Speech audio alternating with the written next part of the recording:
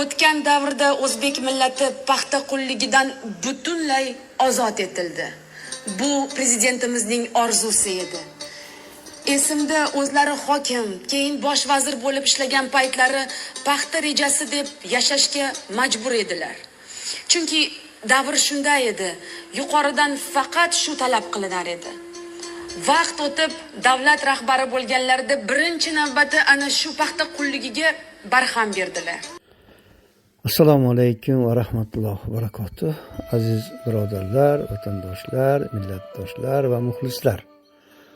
Ushbu tantanali nutqni eshitgan ba'zi bir vatandoshlarimiz shu majlisda qatnashib ko'zlariga yosh oldilar. Chunki paxta qulligidan prezident qutqarib ekan ularni. Asl holatni esa mana men sizga taqdim etay. Siz quloq solib diqqat bilan eshiting. Aziz vatandoshlar, yaqin o'tmishda butun dunyo axborot maydonida shov-shuv bo'ldi. O'zbekistonda majburiy mehnat tugadi. Bolalar endi paxta termaydi. Mehnat etikasiga rioya qilina boshlandi. Televizorda kulib turgan odam esa shunday dedi: "Bu mening otamning orzusi edi." Vaqt o'tib davlat rahbari bo'lganlarida birinchi bo'lib paxta qulligiga barham berdilar. Vo ajabo, bu qanaqasi bo'ldi? O'roqda yo'q, mashoqda yo'q, xirmonda hozir deganlari shu bo'lsa kerak-da.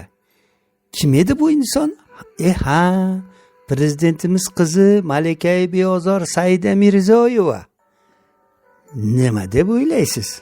Qanday qilib u yuzlab emas, balki minglab insonlarni yutug'ini o'g'irladi va buni hech ikkilanmasdan minbarda baralla ayta oldi. Shunchalik ham yuzsizlik bo'lish mumkin ekan-da. Shunday jahon miqyosidagi muammoni o'zini shaxsiy PR loyihasi qilib oldi. Haqiqatda esa qahramonlar sukutda, qizil gullar namoyishda.